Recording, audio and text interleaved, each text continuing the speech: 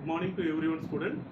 Today I am going to take the class 12th standard physics, unit 1st, electrostatics. Previous class we discussed about the topic axial line, equatorial line. Today I will teach you the topic is derive an expression for electrostatic potential due to an electric dipole. மின்னிருமுனையின் உள்ள ஏதேனும் ஒரு புள்ளியிலிருந்து மின்னழுத்தத்திற்கான கோவையை பெறுக. இதுதான் இந்த question. மின்னிருமுனையால் மின்னழுத்தத்திற்கான கோவையை பெறுக. ஓகேவா? What is the electrostatic potential? Electrostatic பொட்டென்ஷியல்னா என்ன? ஒரு ப்ளஸ் கியூ இருக்கு, ஆர்ன்ற டிஸ்டன்ஸில் பி என்ற பாயிண்ட் இருக்கு. இங்கிருந்து ஒரு என்ன சொல்லலாம் அப்படின்னா யூனிட் சார்ஜ், அது ஒரு கியூன்னு எடுத்துக்கலாம். ஓகேங்களா? கியூ நாட்னு கூட வச்சுக்கலாம். இந்த ஒரு யூனிட் சார்ஜை, யூனிட் பாசிட்டிவ் சார்ஜை இந்த பி பாயிண்ட்டுக்கு நம்ம கொண்டு வர போகிறோம். அப்படி கொண்டு வர செய்யப்படக்கூடிய வேலையை தான் எலக்ட்ரோஸ்டாட்டிக் பொட்டென்ஷியல் அப்படின்னு சொல்கிறோம். A amount of work done in moving a unit positive charge from infinitive distance. புரியுதுங்களா நான் சொல்கிறதுங்க? முடிவிலா தொலைவிலிருந்து ஓரளவு நேர் மின் துகளை இந்த புள்ளிக்கு அப்புள்ளிக்கு அப்படின்றது at that point அப்படின்னா இந்த புள்ளிக்கு கொண்டு வர செய்யக்கூடிய வேலை. Once again, amount of work done in moving unit positive charge, புரியுதுங்களா, from infinitive at that point. These are the electrostatic potential explanation. Okay, அந்த electrostatic potential உடைய ஃபார்முலா என்ன சார் அப்படின்னா V equal to 1/4 epsilon naught Q by R square. R ஸ்கொயர்லாம் இங்கே வரக்கூடாது, வெறும் R மட்டும் தான் போட்டுக்கணும். புரியுதுங்களா? ஸோ இதை ஞாபகம் வச்சுங்க. இந்த ஒரு கொஸ்டின்ல இருந்து, இந்த ஒரு 2 மார்க் கொஸ்டின்ல இருந்து ஒரு 5 மார்க் கொஸ்டின் டெரிவ் நம்ம பார்க்குறோம். Derive an expression for electrostatic potential due to one electric dipole. See the diagram. Minus Q plus Q, A பாயிண்ட்லையும் பி பாயிண்ட்லையும் மைனஸ் கியூ பிளஸ் கியூ வச்சிருக்காங்க. To a distance, a very small டிஸ்டன்ஸ்ல வச்சிருக்காங்க. இதுதான் என்ன அப்படின்னா எலக்ட்ரிக் டைபோல். இந்த இடம் தான் electric dipole. Consider two equal and opposite charges separated by a small distance 2a as shown in the figure. This is the electric dipole. Okay. The point P is located. இந்த P point சொல்றாங்க. The point P is located at a distance R. எங்க இருந்து? Mid பாயிண்ட்ல இருந்து, from the midpoint. So point P is located at a distance R from the midpoint O. புரியுதுங்களா? Mid point O of the dipole. மின்னிருமுனையின் மையப்புள்ளி ஓவிலிருந்து R தொலைவில் உள்ள புள்ளி P என்க. இதுதான் இங்க. Let theta. What is the theta? What is the angle of theta? Let theta be the angle between the line of OP. நல்லா கவனிங்க. OP is nothing but இதை தான் OP ன்னு சொல்றோம். அந்த OPன்ற அந்த கோட்டுக்கும் and dipole axis AB. This is the dipole axis. So theta is nothing but the angle between the line of OP and the dipole axis AB or OB. This is the theta. Then R1. What is the R1 and R2? R1 and R2 is nothing but R1 be the distance of point P from plus Q. அதாவது இந்த P என்ற புள்ளி plus Q ல இருந்து R1 டிஸ்டன்ஸ்ல இருக்கான். R2 be the distance of point P from minus Q. அப்ப R2ன்றது என்ன? இந்த P என்ற புள்ளி R2 தொலைவில் இருக்கு. எங்க இருந்து? மைனஸ் Q ல இருந்து இருக்கு. So these paragraph indication explain of the diagram. Okay, இப்போ நம்ம என்ன செய்ய போறோம் அப்படின்னா நல்லா கவனிங்க. ஃபர்ஸ்ட் V1 அப்படின்னு ஒரு ஃபார்முலா எடுத்துக்கலாம், அடுத்து V2ன்னு ஃபார்முலா எடுத்துக்கலாம். இந்த இண்டிகேஷனே இங்க ஃபார்முலாவில் தரல. என்ன செய்ய போறோம்? பிளஸ் கியூனால P பாயிண்ட்ல ஒரு பொட்டென்ஷியல் ஃபார்ம் ஆகுது, மைனஸ் கியூனால P பாயிண்ட்ல ஒரு பொட்டென்ஷியல் ஃபார்ம் ஆகுது. அதை V1 V2ன்னு எடுத்துக்கலாம். ஸோ V1க்கு ஒரு ஃபார்முலா, V2க்கு ஒரு ஃபார்முலா கொடுக்க போறோம். அதை தான் இங்க கொடுத்துருக்காங்க. The potential at P due to charge plus Q. Plus Q னால் P இல் விளையும் மின்னழுத்தம், potential is தமிழில் மின்னழுத்தம் அப்படின்னு சொல்லலாம். So V1 equal to 1/4 epsilon naught plus Qன்றதுனால Q by இங்க R மட்டும்தான் இருக்கணும், ஸ்கொயர் வரக்கூடாது. டிஸ்டன்ஸ் இந்த இடத்துல ஸ்கொயர் கிடையாதுன்னு, அதனால இங்க R மட்டும் தான் போட்டிருக்கேன். இது என்ன சார் அப்படின்னா இந்த பிளஸ் கியூ இருக்கக்கூடிய டிஸ்டன்ஸ் வந்து R1 டிஸ்டன்ஸ்ல இருக்குல்ல, Pக்கும் பிளஸ் கியூக்கும் இடையில, அதனால அந்த டிஸ்டன்ஸ் R1 அப்படின்னு போட்டிருக்காங்க. That is 1/4 epsilon naught Q by R1. Next, the potential at P due to charge minus Q. This is V2 formula. ஓகேங்களா? ஸோ இங்கே P என்ற புள்ளியில் மைனஸ் Q னால் உருவாகக்கூடிய பொட்டென்ஷியல் மின்னழுத்தம்.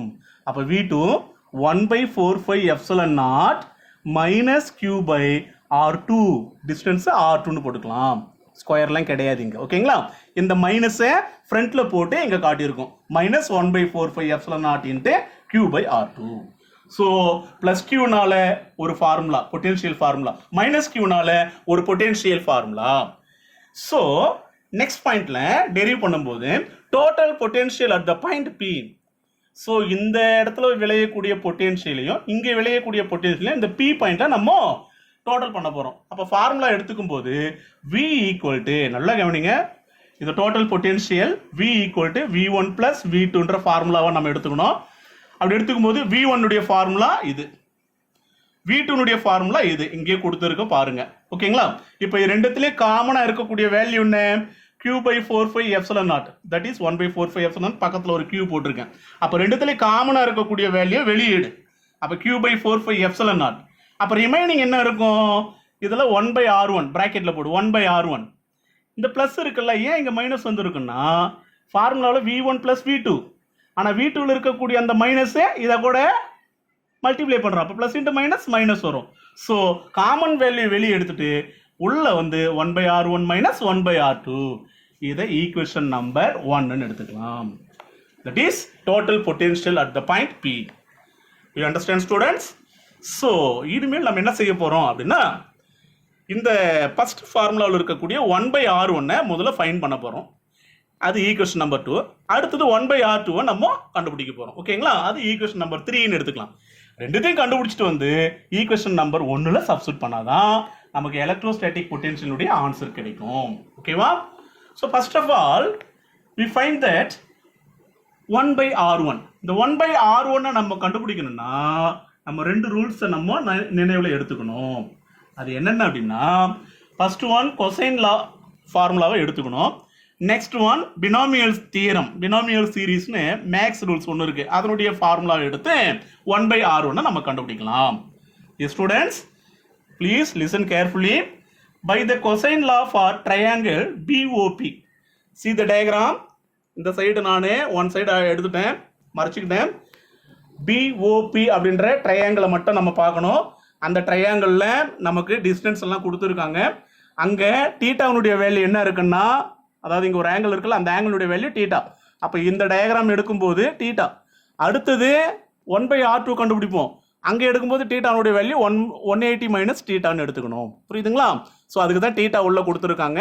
த first of all by the cosine law for triangle BOP. அப்போ cosine விதிப்படி நம்ம ரெண்டு தொலைவுகளுக்கு இடையில இருக்கக்கூடிய ஃபார்முலாவை எப்படி எடுத்துக்கலாம்னா, R1 ஸ்கொயர், நம்ம யாரை கண்டுபிடிக்கிறோமோ அது லெஃப்ட் ஹேண்ட் சைடு இருக்கணும், ஸ்கொயர் ஃபார்முலா வரும். R1 square equal to R square plus A square minus 2RA cos theta. புரியுதுங்களா? ஸோ ரெண்டு டிஸ்டன்ஸ் இருக்குன்னா அந்த ரெண்டு டிஸ்டன்ஸ்ல any one of the distance நம்ம ஃபைண்ட் பண்ணோம்னா அதுக்கு கொசைன் லாவுடைய ஃபார்முலாவை எடுத்துக்கலாம். இங்க காஸ் தீட்டா இருக்குல்ல, ஒன் சைடு தீட்டா மட்டும் தான் இருக்கு, அதனால இங்க தீட்டா மட்டும் நம்ம யூஸ் பண்ணிக்கிறோம். ஓகேங்களா? இப்போ நெக்ஸ்ட் என்ன செய்யறேன்னா, 1/R1 கண்டுபிடிக்கணும்னா இந்த இடத்துல இருக்கக்கூடிய இந்த ஃபார்முலாவை கொஞ்சம் கொஞ்சமா மாடிஃபை பண்ணி டெரிவ் பண்ணிட்டு வரணும். ஓகேங்களா? இப்போ ஃபர்ஸ்ட் என்ன செய்யறேன், RHS சைடில் வந்து R ஸ்கொயரை வெளியே எடுக்கிறேன். ஈச் ஒன் டைம் R ஸ்கொயரை வெளியே எடுக்கிறோம்னா என்ன அர்த்தம், வெளியே R ஸ்கொயர் போட்டுக்கிறோம், அது மல்டிபிகேஷன். ஈச் ஒன் டைமையும் R ஸ்கொயரால் டிவைடும் பண்ணும். அப்போ R ஸ்கொயர் கட்டியில் ஒரு R ஸ்கொயர் வரும், A ஸ்கொயர் கட்டியில் ஒரு R ஸ்கொயர் வரும், இந்த டைம் ஃபுல்லாக கீழே ஒரு R ஸ்கொயர் வரும். ஸோ முதல்ல மல்டிப்ளை பண்ணுற போல் R ஸ்கொயரை வெளியே எடுத்துட்டேன். ஈச் ஒன்ல R ஸ்கொயரை டிவைட் பண்ணும். அப்போ R ஸ்கொயர் கடியில் R ஸ்கொயர் இருந்தால் கேன்சல் ஆகிட்டு 1, A ஸ்கொயர் கடியில் R square minus 2RA by R square போட்டோம்னா ஒரு ஆருக்கு R கேன்சல் ஆகிட்டு மீதி 2A பை R காஸ் தீட்டான்னு வந்துருக்கு. புரியுதுங்களா? ஹியர் இங்கே சின்ஸ் A பை Rன்னு வந்திருக்கும். இங்கே என்ன சொல்கிறாங்கன்னா R கிரேட்டர் லெஸ் தென் 1, 1ஐ விட R வந்து கம்மியாக இருக்கலாம். பட் இந்த இடத்துல டயக்ராமை பாருங்க, இந்த ஆங்கிளை பொறுத்த வரைக்கும் இந்த டைபோலுடைய டிஸ்டன்ஸ் ஏ, இங்க இருக்கக்கூடிய P பாயிண்ட் டிஸ்டன்ஸ் R, எது இங்க அதிகமா இருக்கு, மேக்ஸிமம் லென்த் எது? ஸோ இந்த OP-னுடைய லென்த் தான் மேக்ஸிமம், இந்த R-னுடைய லென்த் தான் மேக்ஸிமமா இருக்கு. அதனால R கிரேட்டர் தென் ஏன்னு எடுத்திருக்காங்க. ஸோ எந்த இடத்துல A square by R square வந்தாலும் அதை இங்க நெக்லெக்ட் பண்ணலாம், நமக்கு தேவையில்லை. ஓகேங்களா? அப்போ a square by r square the term is very small and can be neglected. அதை நம்ம என்ன செய்யலாம்னா இந்த டேர்ம் மட்டும் நம்ம நெக்லெக்ட் பண்ணிடலாம். ஸோ இங்க r1 ஸ்கொயர் அப்படியே எழுதிக்கோ, இந்த r ஸ்கொயர் அப்படியே எழுதிக்கோ. இதை நெக்லெக்ட் பண்ணிட்டோம்னா remaining 1 minus 2a cos theta by r வந்துருக்கும். அதை அப்படியே எடுத்து போட்டிருக்கோம். The next என்ன செய்யறோம், 1 by r1 தானே கண்டுபிடிக்கணும். அப்ப என்ன செய்யறோம்னா இந்த ரெண்டு சைடும் both of side ரூட் எடுக்கிறோம். Take root on both side அப்படின்னு எடுத்துக்கலாம். அப்போ ரூட் இங்க போடுறோம்னா இங்க ரூட் போட்டா ரூட்டுக்கு ஸ்கொயர் கேன்சல், இங்க ரூட் போட்டா ரூட்டுக்கு ஸ்கொயர் கேன்சல். இந்த டைம் ஃபுல்லா ரூட் போட்டோம்னா அதை மாடிஃபை பண்ணி வேற மாதிரி எழுத போறோம். ஸோ இங்க r1 மட்டும் நிற்கும், ரூட் ஸ்கொயர் கேன்சல் ஆயிட்டு, இங்க ரூட் ஸ்கொயர் கேன்சல் ஆயிட்டு r மட்டும் நிற்கும். இதுக்கு ரூட் போறதுக்கு பதிலாக இந்த டைமுக்கு 1/2 போட்டுக்கலாம். ரூட்டினுடைய meaning. Next one reciprocal both side. ரெண்டு சைடு நான் என்ன செய்யறேன்னா ரெசிப்ரோக்கல் பண்றேன், தலைகீழா திருப்புறேன். அப்ப இதை 1/r1 எழுதலாம், இதை 1/r எழுதலாம். இதை ஃபுல்லா தலைகீழா எழுதணும். ரெசிப்ரோக்கலா எழுதணும்னா பவர்ல மட்டும் மைனஸ் போட்டா போதும், நெகட்டிவ் போட்டா அது ரெசிப்ரோக்கலா மாறும். ஓகேங்களா? இதனுடைய வேல்யூ கிடைச்சிச்சு, இதனுடைய வேல்யூ கிடைச்சிச்சு. இப்போ இதனுடைய வேல்யூ ரெசிப்ரோக்கலா கிடைச்சிருக்கு. இதை இன்னும் நம்ம ஃபுல்ஃபில் பண்ணல, முழுமையாக்கல. இது வரைக்கும் கொசைன் லாவை பயன்படுத்தி கொஞ்சம் விரிவு பண்ணிருக்கோம், எக்ஸ்பேண்ட் பண்ணிருக்கோம். Next one, we can use binomial theorem and retain the terms of two first order. அப்படின்னா என்னன்னா பினாமியல் தியரத்தை பயன்படுத்தி உயர் அடுக்குகளை, அதாவது பினாமியல் சீரீஸ்னு ஒன்று இருக்கு, அதை பயன்படுத்தி உயர் அடுக்குகளை புறக்கணிக்க போறோம். Thus are the binomial series 1 plus x whole power n. இதை நம்ம 11th எல்லாம் நம்ம படிச்சிருப்போம். நீங்க நிறைய ஃபார்முலா படிச்சிருப்பீங்க. நான் ஒரே ஒரு டேர்ம் மட்டும் காட்டுறேன். 1 plus x whole power n equal 1 plus nx plus n into n minus 1 x square plus etc etc போயிட்டே இருக்கும். அதெல்லாம் நான் என்ன செய்யறேன்னா retain the terms up to first order. இதை தான் நம்ம என்ன செய்ய போறோம்னா ஃபர்ஸ்ட் ஆர்டர்னு எடுத்துக்கிறேன். இந்த ஃபர்ஸ்ட் ஆர்டர் மட்டும் தான் எடுத்துக்கிறேன், ரிமைனிங்ல இருக்கிறதெல்லாம் நான் புறக்கணிச்சிடுறேன். ஸோ பினாமியல் தியரத்தை நான் யூஸ் பண்றேன். 1/r1 equal to 1/r. இப்போ நல்லா கவனிங்க, இந்த இடத்துல பாருங்க பினாமியல் சீரீஸை பயன்படுத்துறேன். இந்த வேல்யூவை இங்க ஃபார்முலாவில் இருக்க போல 1ன்னு எடுத்துக்கலாம், பிளஸ் இருக்கட்டும். அப்படியே இங்க இருக்கக்கூடிய மைனஸோட இருக்கக்கூடிய வேல்யூவை எக்ஸ்ன்னு எடுத்துக்கலாம். நல்லா புரிஞ்சுங்க, இது 1 பிளஸ் எக்ஸ் ஹோல் பவர்ல n இருக்கு. இப்போ நம்ம எழுதும்போது எப்படி எழுதலாம், இந்த ஃபார்முலாவுடைய ஆன்சர்னா பாருங்க, இந்த ஃபார்முலாவுடைய ஆன்சரை இங்க பாருங்க. 1 இந்த பிளஸுக்கு பிளஸ், என்னோட வேல்யூ இங்க பவர்ல இருக்கு பாத்தியா, இதுதான் என்னுடைய வேல்யூ. புரியுதுங்களா? அப்போ பிராக்கெட்ல மைனஸ் 1/2 போட்டுடலாம். இன்ட்டு எக்ஸ்னுடைய வேல்யூ என்ன, இந்த மைனஸோட எடுத்துக்கணும், இந்த வேல்யூ ஃபுல்லா எடுத்துக்கணும். அப்போ minus 2a cos theta by r. ஓகேங்களா? இப்போ இந்த 1 அப்படியே எழுதிடலாம். இப்போ இந்த பிளஸ் இங்க இருக்கக்கூடிய வேல்யூவோட இந்த பிளஸோட சேர்த்து இண்டிகேஷன்ல இருக்கக்கூடிய அந்த சிம்பிள் எல்லாம் மல்டிப்ளை பண்ணலாம். Plus into minus minus, minus into minus plus, இந்த 2க்கு இந்த 2வை அடிச்சிடலாம். அப்போ ரிமைனிங் என்ன இருக்கும், a cos theta மட்டும் தான் இருக்கும். அப்போ 1 இதெல்லாம் மல்டிப்ளை பண்ணேன், பிளஸ் வந்துச்சுங்க, a cos theta by rன்னு வந்திருக்கு. பிராக்கெட்டுக்குள்ள இருக்கக்கூடியதுக்கு பினாமியல் தியரத்தை பயன்படுத்தி ஆன்சரை கண்டுபிடிச்சோம். This is the equation number 2. 1/r1. Find that. Okay. Next one, in this section we find 1/r2. 1/r2 நம்ம கண்டுபிடிக்கணும். Similarly, போன முறை அங்க எப்படி பயன்படுத்தணுமோ அதே போல கொசைன் தியரத்தையும் பினாமியல் தியரத்தையும் வச்சு நம்ம கண்டுபிடிக்க போறோம். புரியுதுங்களா? இதை கண்டுபிடிக்கணும்னா ஃபர்ஸ்ட் ஆஃப் ஆல் டயக்ராமை நல்லா வாட்ச் பண்ணணும். ஓகே, நல்லா கவனிங்க. Similarly, applying the cosine law for triangle AOP. See the diagram. இந்த சைடு கண்டுபிடிச்சிட்டோம். இப்போ இந்த சைடு பார்க்கணும். இந்த டயக்ராம் தான் AOP. இந்த டயக்ராம்ல θ என்ன இருக்கு, 180 டிகிரி மைனஸ் θ. ஸோ கொசைன் லாவை எங்க ஃபார்முலாவில் எடுக்கும்போது பாருங்க, இங்க கவனிங்க, லிசன். காஸ் θ, இந்த இடத்துல காஸ் θ வரல, அங்க θனுடைய வேல்யூ 180 டிகிரி மைனஸ் θ. ஸோ நம்ம கண்டுபிடிக்கிறது 1/r2. ஸோ ஃபார்முலாவில் r2 the whole squareன்னு எடுத்துக்கணும். கொசைன் லாவில் r2 whole square equal to r square plus a square minus 2ra cos θ-க்கு பதிலாக இந்த θனுடைய வேல்யூ 180 டிகிரி மைனஸ் θ போடலாம். Since cos 180 degree minus theta equal to minus cos theta according to the trigonometry formula. Okay, அந்த trigonometry formula cos 180 degree minus theta வந்துச்சுனா அது minus cos theta ன்னு வெச்சுக்கணும். அப்போ இந்த வேல்யூவை மைனஸ் காஸ் தீட்டான்னு நீங்கள் போட்டோம்னா மைனஸ் காஸ் தீட்டான்னு போட்டு பார்த்தோம்னா இதை மறைச்சிட்டு இந்த மைனஸ் இன்டு மைனஸ் ப்ளஸ் ஆகிடுமா? அப்போ 2RA காஸ் தீட்டான்னு இங்கே வந்துருக்கும். புரியுதுங்களா? அப்போ R2 square equal to R square plus A square, இந்த மைனஸ் இன்டு மைனஸ் ப்ளஸ், இந்த காஸ் தீட்டா ஃபுல்லாக தீட்டான்னு மாறி போச்சு. அப்போ 2RA காஸ் தீட்டா. தென் இந்த ஸ்டெப்புக்கு அடுத்தது என்ன செய்ய போறோம்னா, LHSல இருக்கிற R2 ஸ்கொயர் அப்படியே இருக்கட்டும், ஏன்னா அதை தான் 1/R2 மாற்ற போறோம். RHSல தான் சம் ஆஃப் த வேலையை நம்ம செய்ய போறோம். என்னன்னா R ஸ்கொயரை வெளியே எடுக்கலாம். இங்க R ஸ்கொயரை வெளியே எடுத்தா ஈச் ஒன் டேர்மையும் நம்ம R ஸ்கொயரால டிவைடும் பண்ணிக்கணும், அப்பதான் வெளியே எடுக்க முடியும். அப்ப R square into R square by R square 1ன்னு வந்துடும். இந்த டைம் வந்து A ஸ்கொயர் கட்டில R ஸ்கொயர் போடு.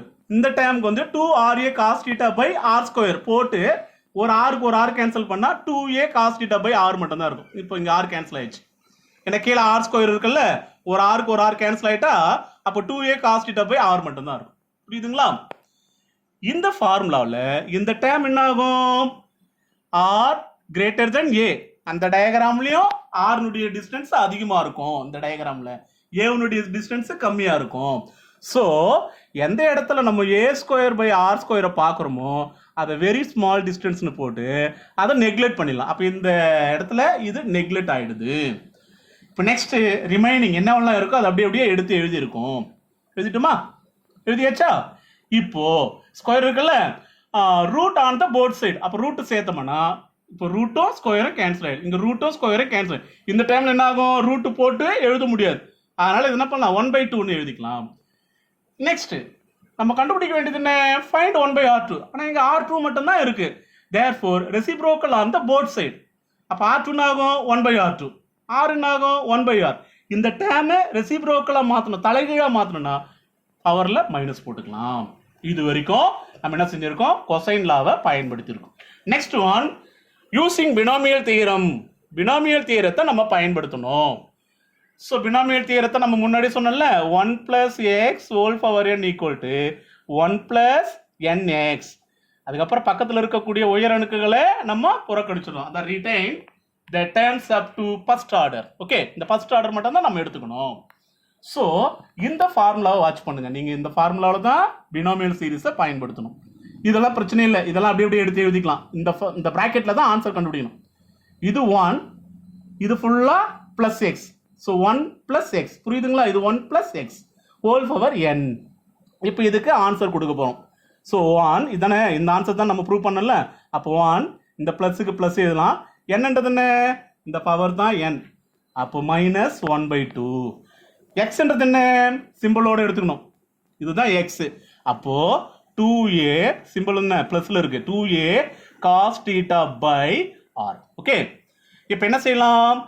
இந்த +1 அப்படியே எழுதிக்கலாம். இப்போ சிம்பிளால இங்க இருக்கக்கூடிய ரெண்டு பிராக்கெட்ல இருக்கக்கூடிய வேல்யூ மல்டிப்ளை பண்றோம். Plus into minus minus, minus into plus minus. இதுக்கு மைனஸ் வருது தெரியுதா? Plus into minus minus, minus into plus minus. இந்த 2க்கு இந்த 2 கேன்சல் பண்ணலாம். இப்போ ரிமைனிங் மல்டிப்ளை பண்ணோம்னா a cos θ பை r.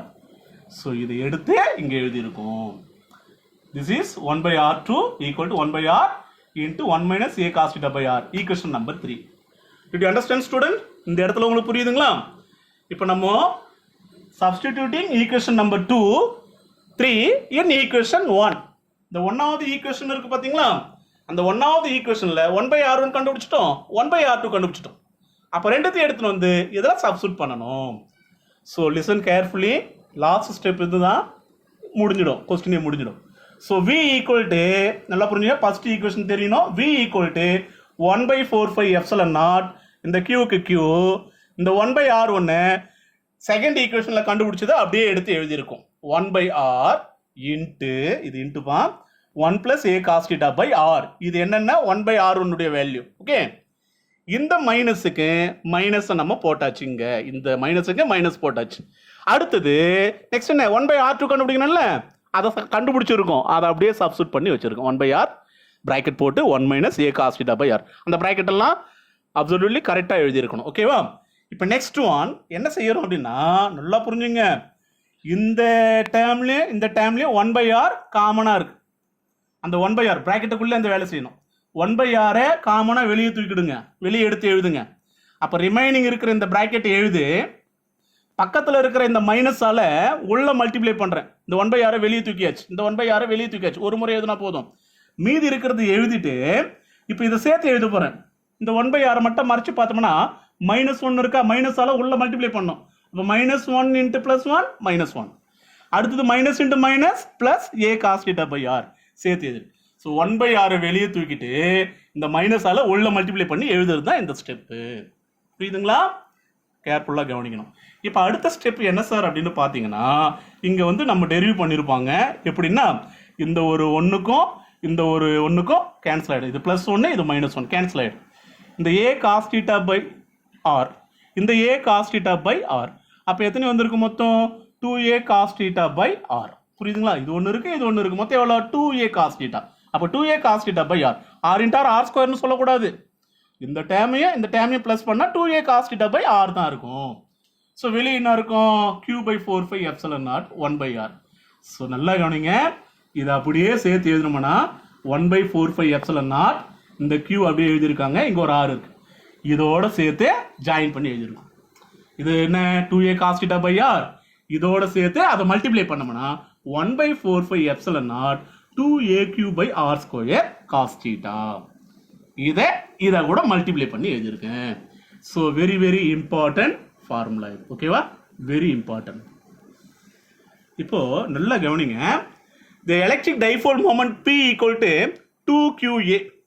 இந்த இடத்துல பாருங்க, இந்த electric dipole moment 2qa 2aq எப்படி சொன்னாலும் அதை என்னென்ன பயன்படுத்த போகிறோம்? P அப்படின்ற யூனிட்ஸில் பயன்படுத்த போகிறோம். So we get the formula V = 1/4πε0. இந்த value electric dipole moment formula இருக்கு. P cos θ அப்படியே போட்டுருக்கு, இந்த r² போட்டு. ஓகேவா?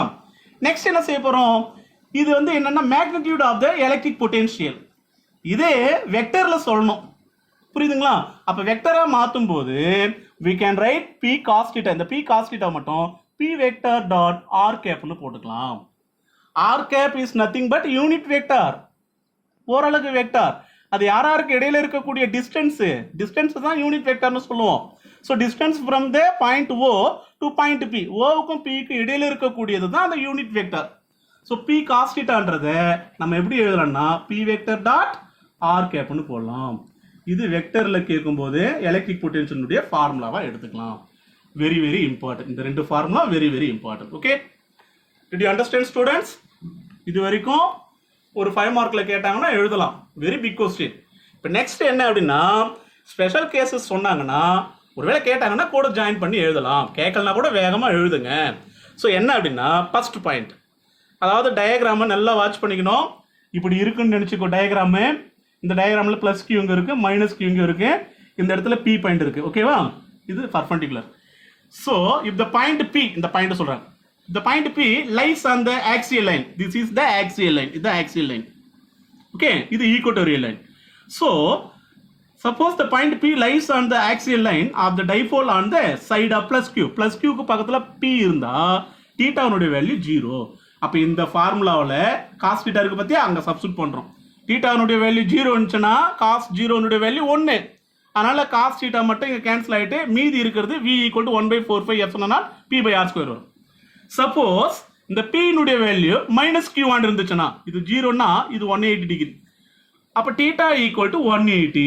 ஆக்சியல் லைனில் -q வந்து இந்த இடத்துல, இங்கே P என்ற பாயிண்ட் இருந்துச்சுன்னா, if the point P lies on the axial line of the dipole on the side of -q, so θ = 180 degree. So 180 degree is nothing but cos 180 degree -1. அப்போ cos θன்றது -1 மாறிட்டு multiply பண்ணால் எந்த ஃபார்முலா வரும்? Minus முன்னாடி வந்துச்சு. Suppose P point வந்து equatorial லைனில் இருந்துச்சுன்னா θனுடைய value 90. If the point P lies on the equatorial line of the dipole, θ = 90. Therefore cos 90 degree வந்து 0வால மல்டிப்ளை பண்ணா V = 0. Okay, did you understand students? Very very important questions. So please ரொம்ப hard work பண்ணி படிங்க. இந்த questions வந்து உங்களுக்கு கேட்கறதுக்கு chance இருக்கும் பப்ளிக்ல. Okay, thank you.